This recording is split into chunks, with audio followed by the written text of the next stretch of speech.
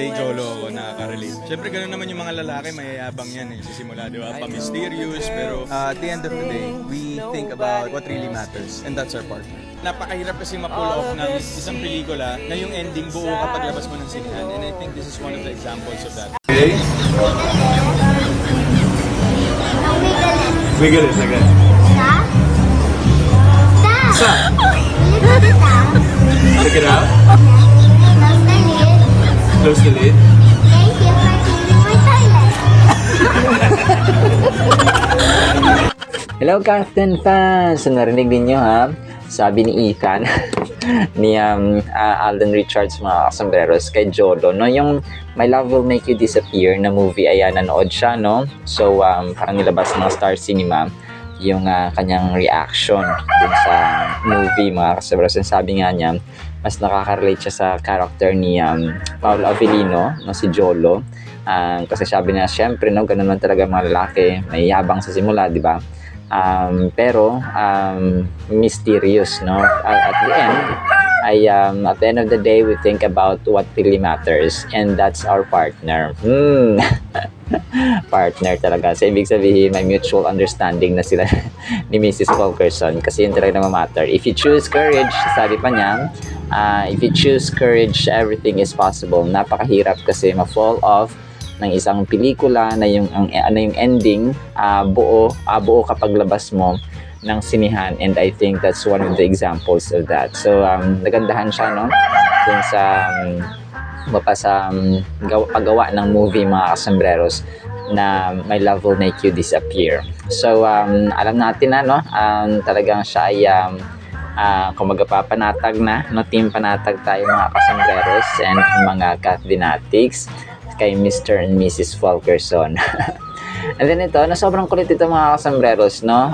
Yung anak ni Rochelle Pangilinan at saka si Sir Alden ay nagkaroon ng ng parang yung parang naisahan siya ng bata. Tapos sabi niya gano'n. Tapos sinaran niya. Tapos sa kamay niya, parang sabi niya, thank you for cleaning my toilet. Or thank you for cleaning the toilet. Si Arthur Slinap yung yung nasa tabi ng bata, mga kasombreros, kasi nga anak nila or asawa siya ni Rochelle Pangilinan. So, sobrang cute ng bata, no? Si Shiloh, no? Shiloh ang pangalan niya. Biblical kasi sina Rochelle Pangilinan at saka si Sir Arthur Sulinap ay Christian din po sila, mga kasombreros, no? Mga manampalataya ni Jesus Christ, mga kasombreros and mga kapantas.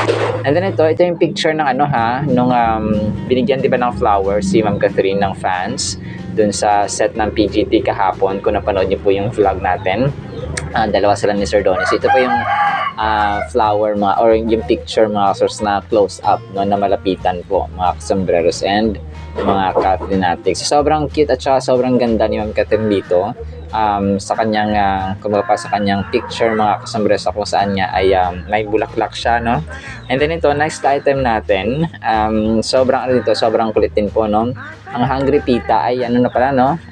Take a screenshot of this post, no? May free chicken shawarma sila, mga kasombreros, parang part ng kanilang promotion. So yung branches nila ng free chicken shawarma po ay sa Malolos Bayan, tapos sa Robinsons Malolos, tapos Baliwag Plaza, Naning. So yan po yung parang may free ticket, no? Tapos first 20 body, no, shawarma stub. So meron siyang parang first 20 sa April 11. So bukas na po ito, no? Yung free chicken shawarma nila. So alam ko si Ma'am Catherine, may shawarma shack din siya na franchise or na endorsement. So pero hindi yata siya yung isa sa mga franchisees or stockholders. Parang endorser siya, mga kasers, ng shawarma shack. And then so last item natin, ito na sobrang kulit ng ginawa ng dito ng isang fan, kasi pinagtabi niya sina Ma'am Catherine at saka si Sir Alden na sa Casino Plus na outfit ni Sir Alden na parang kulay orange na red. Tapos si Ma'am Catherine yung nasa Pilipinas Got Talent siya na naka-white, no, na sobrang ganda, naka-hair extension si Box Office King, si Box Office Queen, at saka naka-red orange naman si Box Office King, mga kasamperos. Alright, so naman po sa ating Catherine items ha. Marami pong at tayong items. So, abang-abang pa po kayo.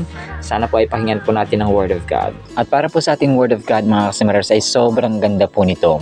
Ang kahalagahan ng karunungan at ang simula ng karunungan or kaalaman. The Proverbs of Solomon, the son of David, no? Si Solomon po ay the wisest man na recorded po sa Biblia mga kasembreros. And sabi niya dito, to know wisdom and instruction, to perceive the words of understanding, to perceive or to receive the instruction of wisdom, justice, judgment, and equity, to give prudence to the simple, to the young man knowledge and discretion. A wise man will hear and increase learning, and a man of understanding will attain wise counsel, to understand a proverb and an enigma, the words of the wise and their riddles. So yung verse 7 po ay napakaganda po nito mga listeners. The fear of the Lord is the beginning of knowledge, but fools despise wisdom and instruction. So yung pinakaunang part mga listeners ng Proverbs, no, ito po yun, chapter 1, verse 7. So focus tayo mga listeners dito sa verse 7, which is the fear of the Lord is the beginning of knowledge. So, nag-emphasize po ito ng relationship with God is foundational. Okay? Ang ating kaalaman, ang ating knowledge, meron tayo kasing tinatawag na worldly knowledge yung na-acquire lang sa research, sa studying, sa pag-aaral, sa sa science, no? Ganun yung mga worldly knowledge. May heavenly or godly knowledge and wisdom naman mga kasamaras. Pero mas malalim talaga yung wisdom. Kasi pag sabing wisdom, you have the discernment between good and evil, right and wrong, and choose to do right rather than evil. So over evil or bad mga kasamaras. So kung kaya si King Solomon ay nung nag-pray sa Panginoon na kung ano yung gusto niyang maangkin mula sa Panginoon na magkaroon siya, ay wala siyang ibang hiningi, no? Hindi siya humingi ng kingdom, hindi siya humingi ng power or ng anumang skill dyan, kundi wisdom, no? To lead the people of Israel mga kasembreros. So yung fear na ito, ang sinasabi kasi dito mga kasembreros, ang pagkatakot sa Panginoon ay ang simula ng kaalaman. Okay? But fools despise wisdom and instruction. So yung fear na ito or takot sa Panginoon mga kasembreros ay nagsisignify ng respect at reverence, no? Kumapamataas na paggalang at pagtingin ng mataas mga kasembreros sa Panginoon, acknowledging His ultimate authority. Ng Diyos po ang may ultimate at pinaka-supreme na authority at sovereignty. So ang phrase na beginning, okay, the beginning indicates that without this foundation, without knowledge and wisdom, we will be misguided, lacking true understanding. So, kumbaga parang kulang, okay? At saka hindi tayo mag-guide at malilid sa tamang landas, tamang decisions, and tamang path or road ng buhay. Life lived in the fear of the Lord fosters openness to learning and growth, equipping us to face life's challenges with a wise mindset. So, ganun siya mga kasimple na ang buhay kapag may takot tayo sa Panginoon ay ito yung magbubukas sa atin ng learning, ng growth, ng development, kahit na sa anong aspect ng ating buhay, whether sa family, sa relationships, sa mental, sa social, sa financial, lalong-lalo na po sa spiritual. So in contrast, yung second half ng verse kasi ay fools despise wisdom and instruction. So nag-a-address ito na yung attitude ng mga ng kumagapa ng mga hangal, no? Sorry po sa term, ng foolish or fool mga listeners. It highlights how they dismiss the very teachings that could enhance their lives. Yung mga taong hindi maturuan ba? Kumbaga pa, walang teachable heart mga listeners. Kung kaya napakahalaga po sa kahit trabaho, sa kahit na saan ka mapunta, kapag meron kang leaders, meron kang mentors, meron kang superiors, meron kang principal for example, lalong-lalo sa mga magulang, kapag yung mga anak natin ay walang teachable heart, mahirap po silang matuto at mahirap silang turuan. Nako, delikado po yan mga kasimilers. Kung kaya ang mga taas, sabi dito sa Biblia ay kumapahangal, no? Fool ang tawag, ang term ng Biblia sa mga taong ayaw ng knowledge at saka ng karunungan at ng kumapa ng maturuan mga kasimilers. Taking a closer look at the term fools, we understand that it speaks to more than just a lack of intelligence. sa mga fool ay hindi lamang siya lack of intelligence. It refers to those who reject guidance and refuse to learn from their experiences or the experiences of others. So ano kasi, yung tao, kunwari, di ba, nagkasala na, nagkamali, tapos hindi pa natuto. So paulit-ulit na lang yung mistakes, tapos paulit-ulit din yung pagkadapa, pagkakamali, pagkadismaya, no? Failure. So ang term ng ano doon mga kasers ay kumbaga pa foolishness, no? Kumbaga pa para siyang you're always making yourself kumbaga pa nasasaktan, you're making yourself hurt, you're kumbaga pa in pain.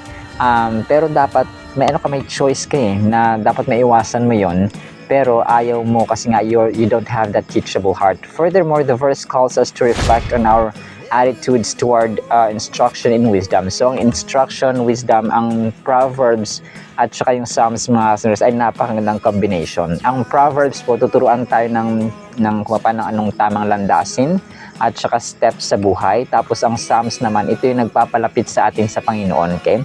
Awit na. Ang Salmo kasi siya all in one. Awit ng pagpapasalamat sa Diyos, awit ng paghingi sa Panginoon, awit ng battle, awit ng victory, awit ng down moments, awit ng success, and so on. So marami siya. Kaya yung Proverbs at saka Psalms, kapag binabasa natin araw-araw, ay hindi lang tayo tatalino, hindi lang tayo magkakaroon ng karunungan at kaalaman, but you also have close relationship sa Panginoon mga kasambers. So ang Proverbs 1:7 talaga ay nag-invite sa atin sa journey ng wisdom na nagsisimula sa relasyon natin sa Panginoon. So everything starts with God mga kasambers. So dapat meron tayong close relationship. So the fear of the Lord serves as our compass, guiding us through the complexities of life while shaping our character and decisions. Embracing this truth allows us to cultivate and having a mindset grounded in humility and a readiness to learn. So, yun po yung ating application mga kasambirero. So, dapat po ay meron tayong pusong gustong matuto, uhaw sa learning, uhaw sa wisdom, uhaw sa knowledge mga kasambirero. And, syempre yung magpapa-close or magpapalapit pa lalo sa atin sa relasyon natin sa Panginoon as a whole. Alright, salamat po in the meantime nawa po ipagpalain po tayo ng pag-ibig, pananampalataya at pag-asa in the mighty, holy, sweet, magnificent name of the Lord Jesus Christ. And everyone said, Amen and Amen. See you sa next segment po mga sombreros and paalam po. I love you.